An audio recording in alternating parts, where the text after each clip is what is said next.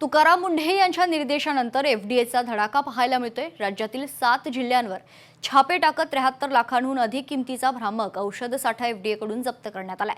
पाहूया त्यावर एक स्पेशल रिपोर्ट।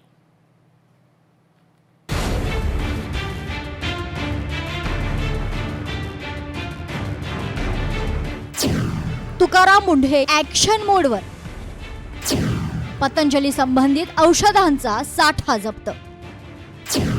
आरोग्याशी खेळणाऱ्यांची आता खैर नाही। राज्यातील 7 जिल्ह्यात कारवाईचा धडाका। अन्न आणि औषध प्रशासनाचे आयुक्त तुकाराम मुंढे यांनी पदभार स्वीकारल्यानंतर विभागातील यंत्रणा पूर्णपणे सक्रिय झाली असून जनतेच्या आरोग्याशी खेळ करणाऱ्या कंपन्या आणि विक्रेत्यांवर कठोर कारवाई सुरू झाली आहे। राज्यातील 7 जिल्ह्यांमधील 12 आयुर्वेदिक औषध विक्री आस्थापनांवर धडक कारवाई करत 73,24,656 रुपयांचा संशयास्पद औषध साठा जप्त करण्यात आलाय। भ्रामक आणि दिशाभूल करणाऱ्या जाहिराती असलेल्या मिसब्रँडेड औषधांवर ही मोहीम राबवण्यात आली असून संबंधितांविरुद्ध कायदेशीर प्रक्रिया सुरू करण्यात आली आहे। पतंजलीवर मोठी कारवाई। नागपूरमध्ये 7,26,755 रुपयांचा औषध साठा जप्त। नाशिकमध्ये 7,10,945 रुपयांचा औषध साठा जप्त। पुण्यात एकूण 14,68,000 रुपयांचा औषधांचा साठा जप्त। मुंबईत 1,85,000 रुपयांचा औषधांचा साठा जप्त। कोकण विभागात 18,58,000 किमतीचा साठा जप्त। अमरावतीत 1,42,229 किमतीचा साठा जप्त।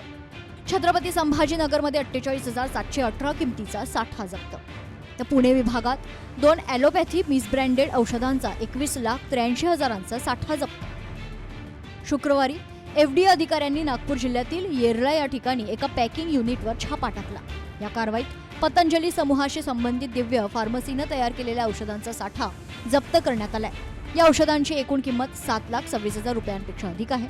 तुकाराम मुंढे यांच्या स्पष्ट निर्देशानुसार औषध शाखेच्या नागपूर विभागानं सह आयुक्त मिलिंद ढोबळेकर यांच्या मार्गदर्शनाखाली ही कारवाई पार पडली। पतंजलीमध्ये सगळं पूर्ण प्रोडक्ट आहे त्याची कधी तपासणी होत नव्हती आणि जे आयुक्त आले त्यांच्याकडे दुर्लक्ष देत होते। पण तुकाराम मुंढे सारख्या आयुक्तांनी त्यांच्या सवयीप्रमाणे धाडी टाकून जीवाशी खेळ चालणाऱ्या नागरिकांचा जीवाशी खेळ मोठ्या प्रमाणात चालणाऱ्या जे अन्न प्रोडक्ट आहे त्यांच्यावर मोठी कारवाई केली आहे। अन्न औषध प्रशासनाचे जे आता नवीन आयुक्त जे मेन आहेत ते आता तुकाराम मुंढे साहेब, त्यांनी जे काय सर्व बघूनच केलं असणार ना। शेवटी त्यांचं नाव आहे ना, कारण चांगल्या कामामध्ये, त्यामुळे त्यांनी जी कारवाई केली असेल ती योग्यच कारवाई केली असणार ना। आणि जर असं जर कंपनी करत असेल तर ती ॲक्च्युली लोकांचा विश्वासघात करते, कस्टमरचा विश्वासघात करते ती, तर ती कारवाई केली ती योग्य आहे। मुंढे साहेबांसारखा प्रामाणिक अधिकारी ह्या देशाला लाभलेला आहे आणि त्यांनी केलेल्या कारवाया अतिशय योग्य आणि उचित आहे। अनेक वर्षापासून आपण पाहतोय की औषध आणि प्रशासनाच्या नागरिकांचे अनेक लोकांचे जीव गेलेले आहे।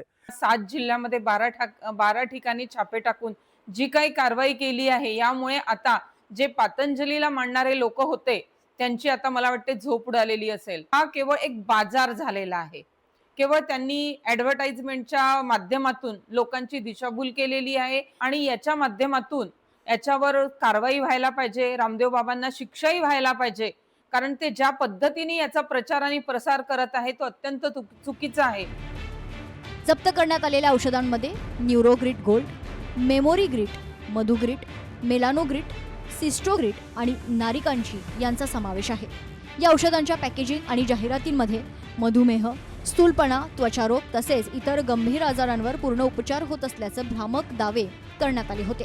अशा प्रकारच्या दिशाभूल करणाऱ्या मजकुरामुळे एफडीएनं तातडीनं कारवाई केली आहे। एफडीएनं जनतेला आवाहन केलं आहे की कोणत्याही औषधांच्या जाहिरातींमधील अतिशयोक्तीपूर्ण दाव्यांवर विश्वास ठेवणे आणि संशयास्पद उत्पादनं वापरण्यापूर्वी अधिकृत वैद्यकीय सल्ला घ्यावा।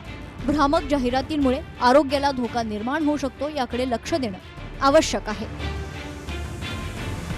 ब्युरो रिपोर्ट, लोकशाही मराठी, मुंबई। लोकशाही मराठी ऐका, पहा, जागरूक रहा।